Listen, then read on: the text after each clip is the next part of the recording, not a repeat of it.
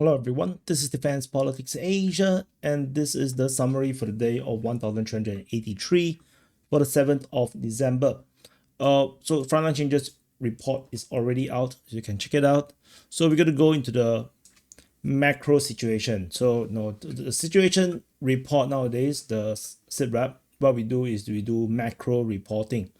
But before I start, just now when I was mapping, I was thinking about a issue that I have been thinking for a long time. How do you capture grounds in modern warfare, particularly in the Ukraine war context? How do you capture ground? Like in reality, not just say on DPS mapping. DPS mapping is simple. You just have a soldier reaching a place. Geolocated is captured on our map. But what is in reality? I've been thinking a lot about it, and the thing is, because of the advent of FPV drones, or drone or suicide drones, and of course with drone surveillance, artillery support, airstrikes, sending a squad of soldiers into this is becoming like conclusions. Sending a squad of soldiers into a village is a suicide mission, and you cannot make a HQ out of it. Like if you go to any houses or any place and a drone sees you, then an airstrike or an artillery strike is going to come. If not, it will be an FPV drone flying through the door looking for you and your whole squad. So then, which means you cannot capture the ground, the village. I have been pondering about this for a while, and I just realized how. I was thinking about it and just realized how. The way you capture ground is not by physically being there. How you capture ground is to push the enemy further away, which means not everybody have their forward operating base. The Ukrainian side and the Russian side both have their forward operating base, but there is a limited range of effective control. So I just to put, for example, just as an example. So for example, Dobropilya. So we have Russian forces appearing, right? Appearing in Dobropilya, and then they were geolocated here. But the thing is, then the Ukrainians have counterattacked and retaken. But the thing is, the truth is, the Russians cannot actually hold a position because the Ukrainians probably have too close a position. Maybe the forward operating base is at Kharkiv,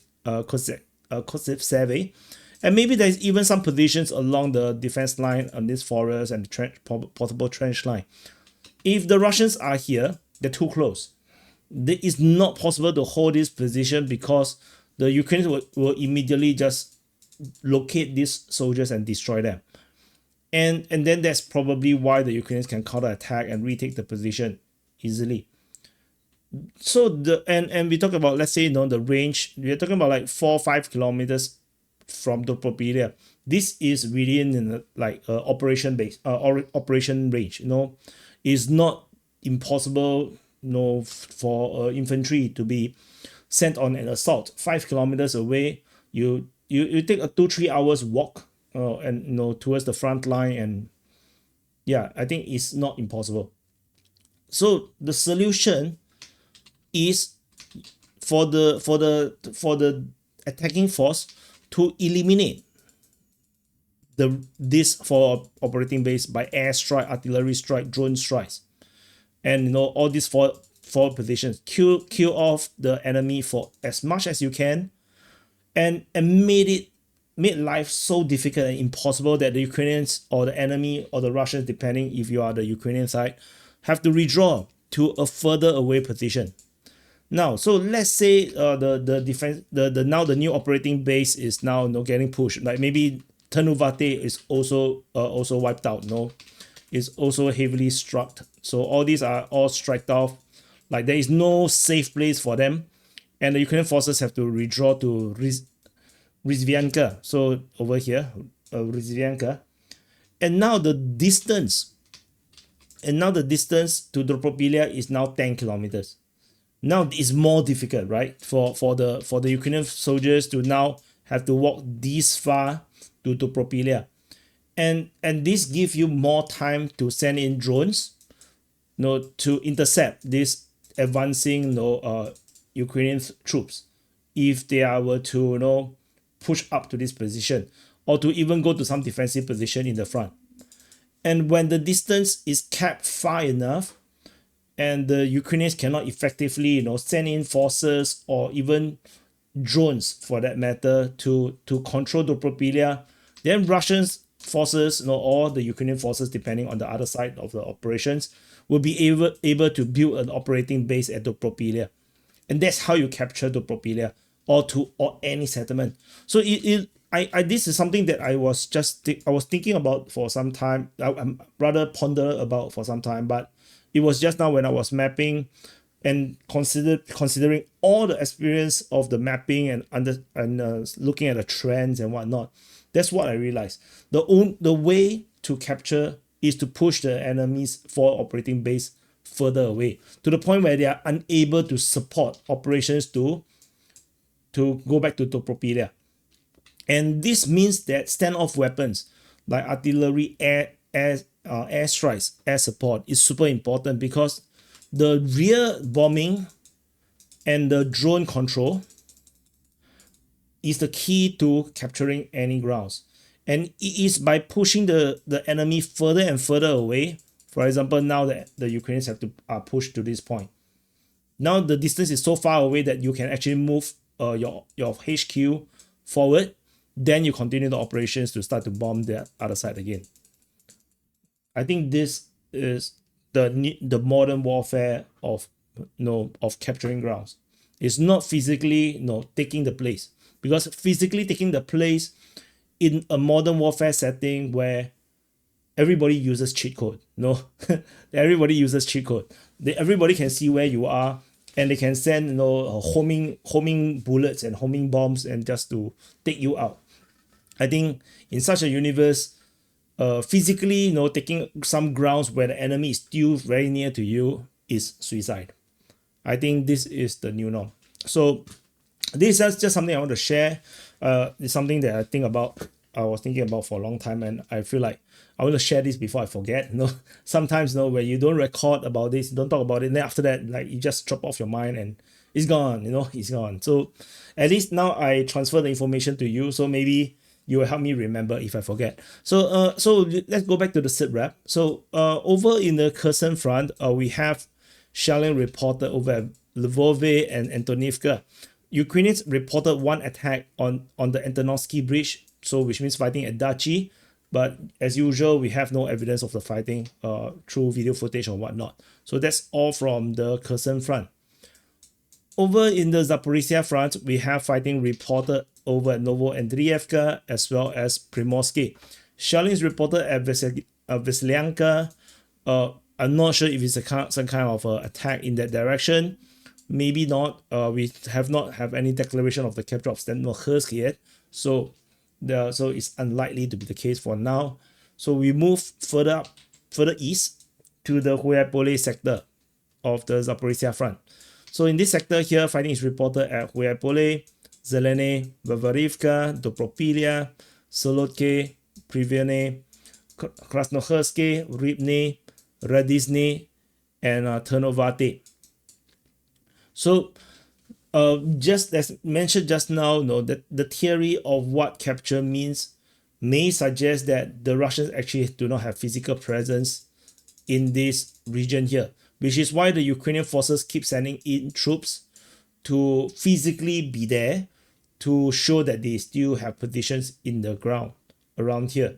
And then they just continue to just sit there and just wait for a drone to strike them, and then they just hide and dodge it. And the Russians probably is still far away. That's a possibility. That's probably what's happening if we believe the Ukrainian version, that there is still fighting in this sector here. The Russians are continuing to push towards the west.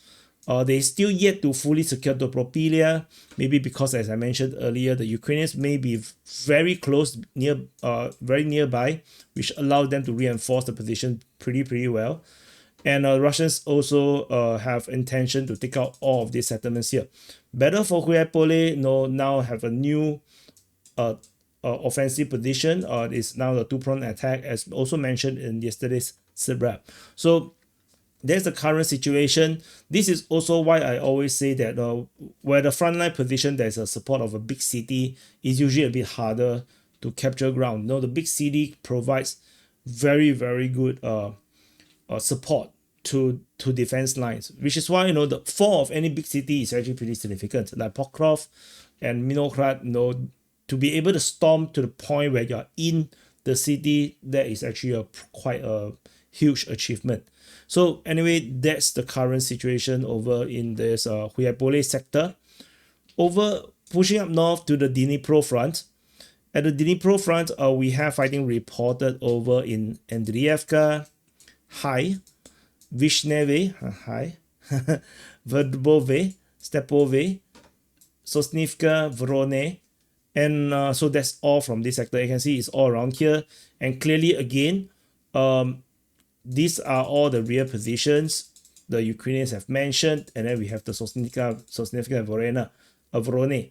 And like I mentioned earlier, if the theory is correct, the Russians actually do not, despite the claim, despite the capture, that means they physically were there, they did not hold a position there.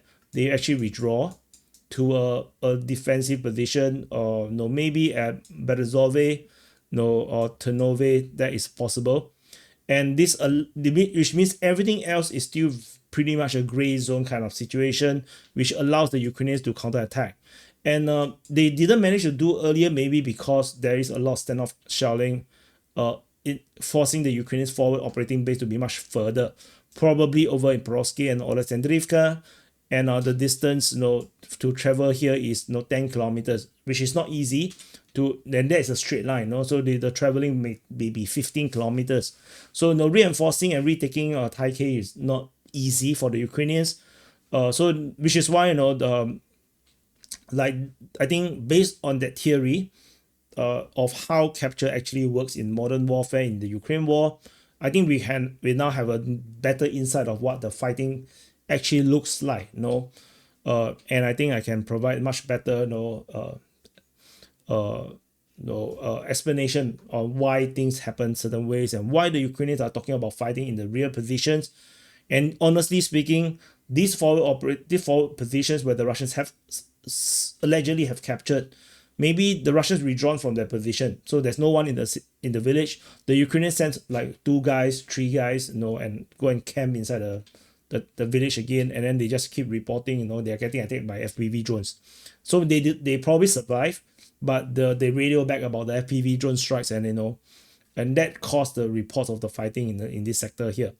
But if we just go by a very simplistic way, the Russians are attacking High and Andriivka, and they are now pushing out. In this sector, the aim is to take this HQ over at Pokrovsk and Alexandrivka. The 4 of these twin towns will collapse this entire front line, in my opinion. Of course, the Ukrainians still have Veliko and Mikhailivka, which acts as a very powerful forward base as well. So, and probably this is also the one that is helping with the Taikei conquest. So these are the current situation over in this Dnipro front. We move further up to the western flank of the Pokrovsk front. We have let me see, how do I adjust the mapping? I can't, man. So anyway, so fighting is reported over at Udashny, Novosahiyevka, Novopalivka, Filia, Yalta, and Dashny.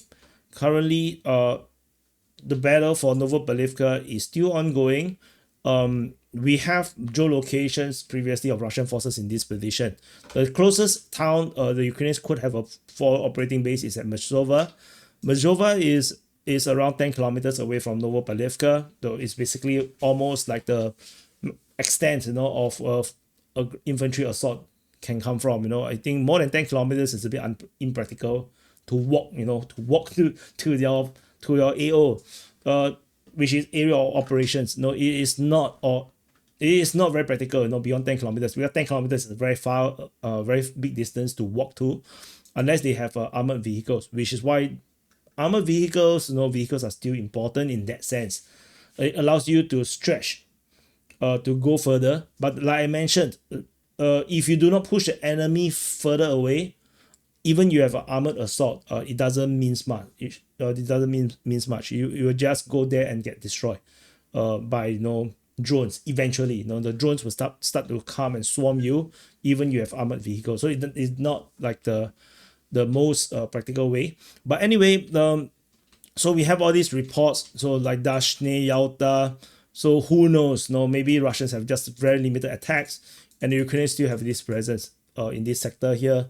It is not impossible.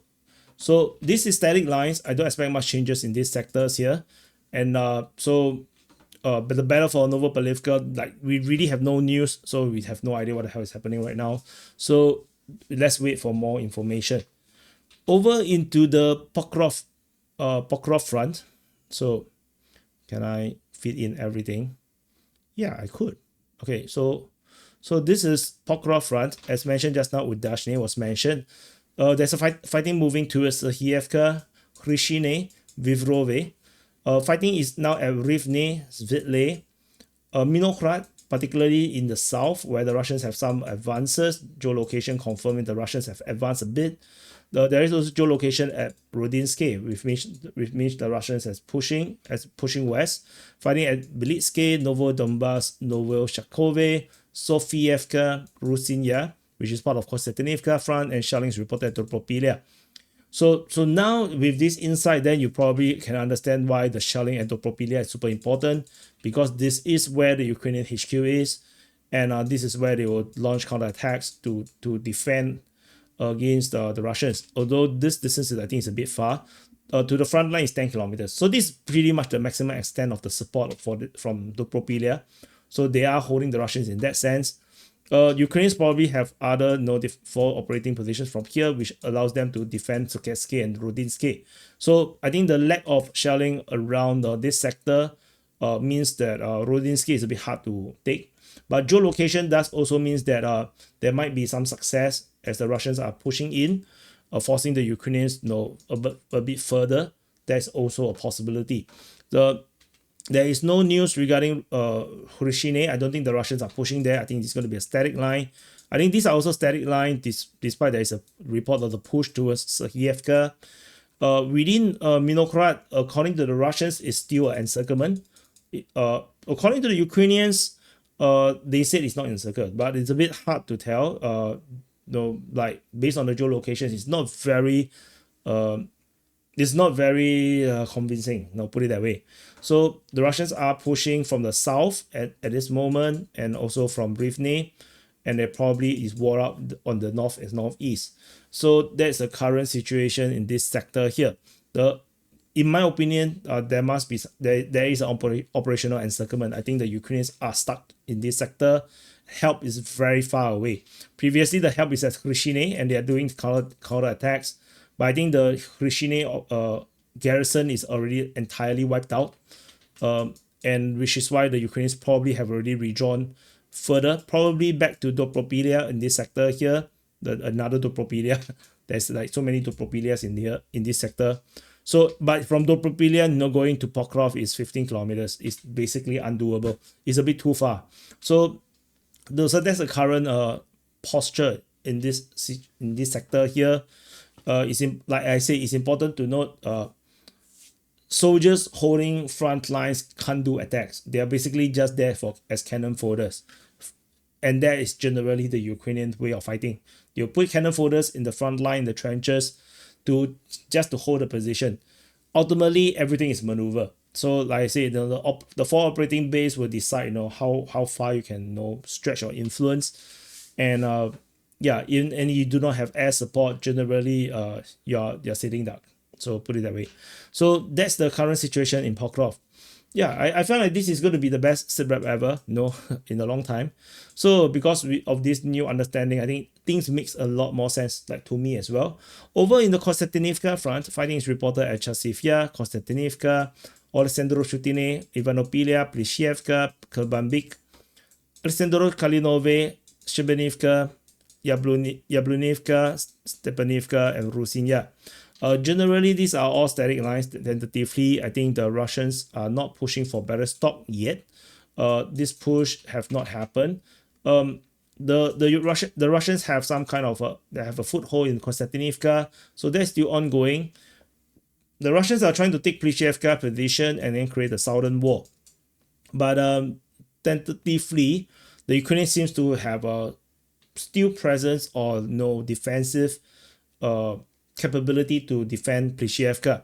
And this is the reason why a city is powerful, because the city can continue to send in reinforcement, because from Kostiantynivka to Plishevka is merely 5 kilometers. This is well within operational range.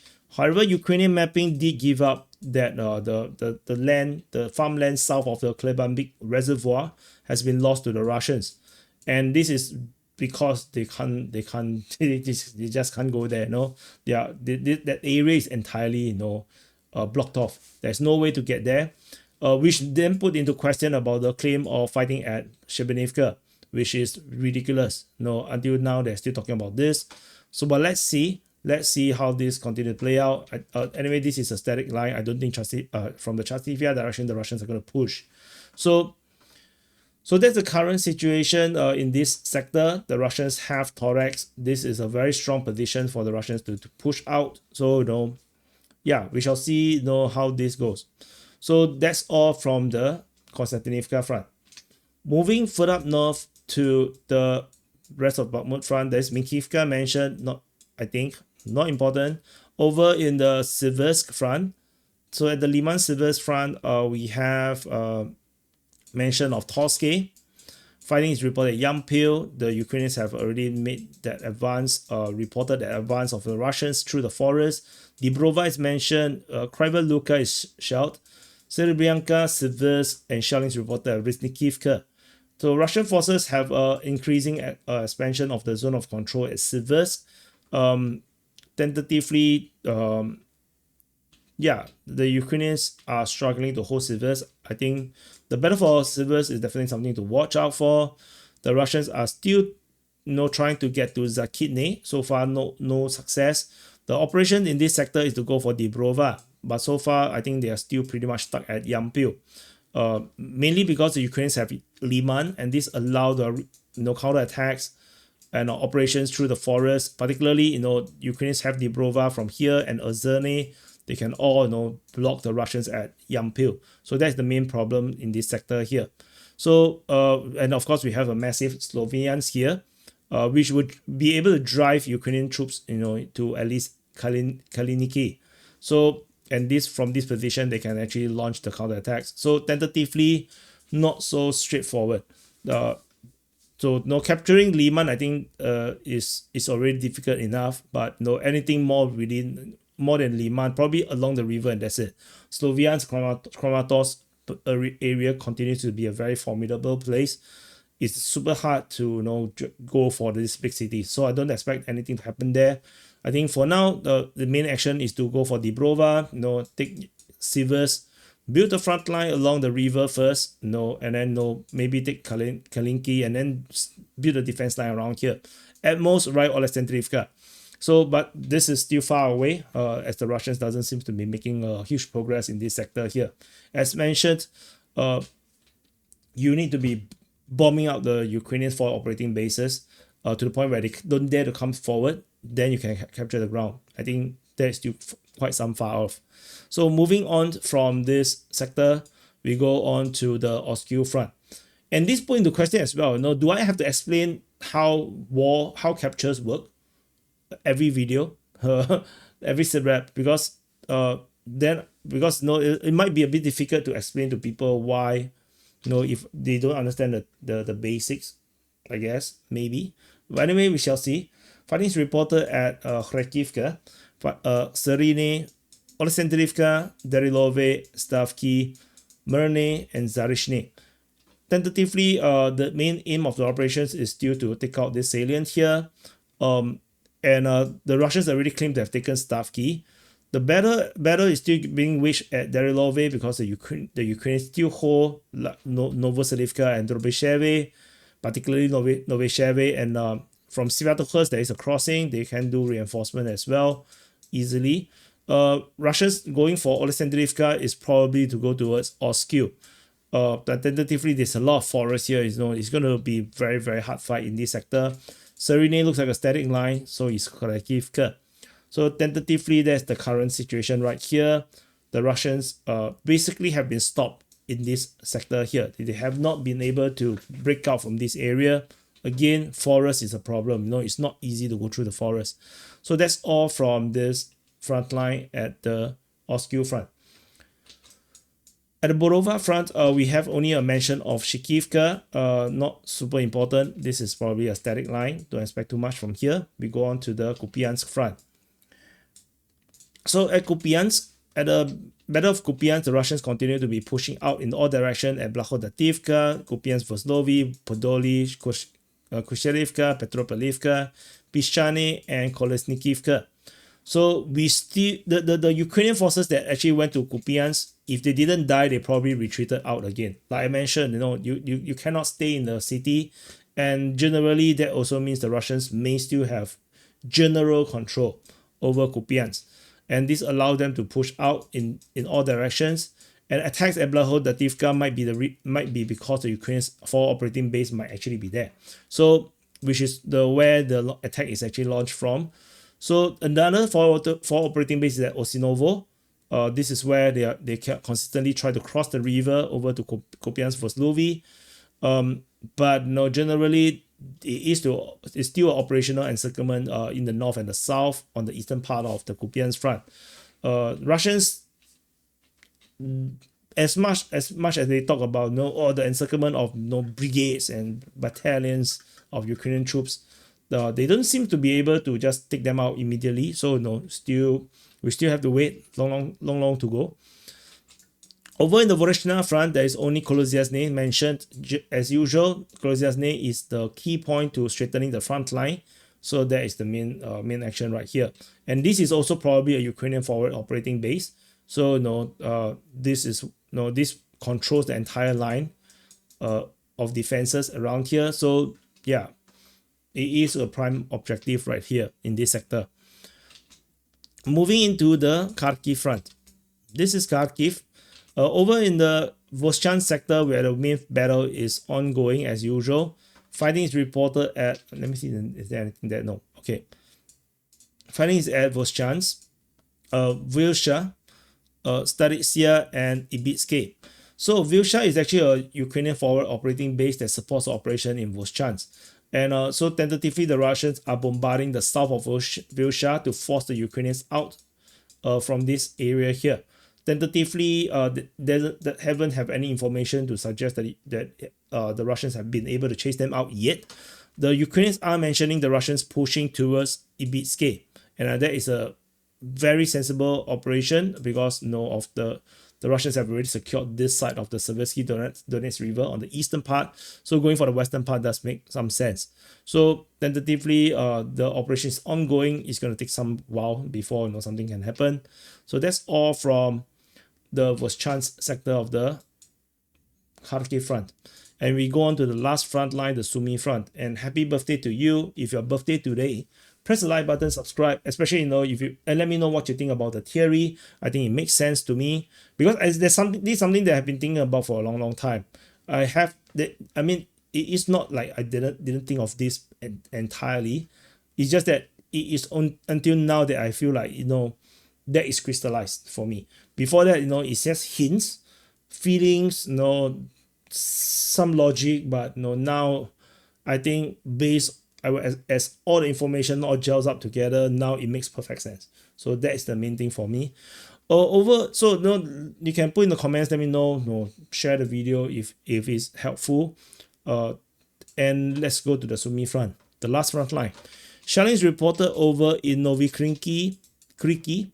Fighting is reported at Iskryshkenivka, Andriivka, Novosich.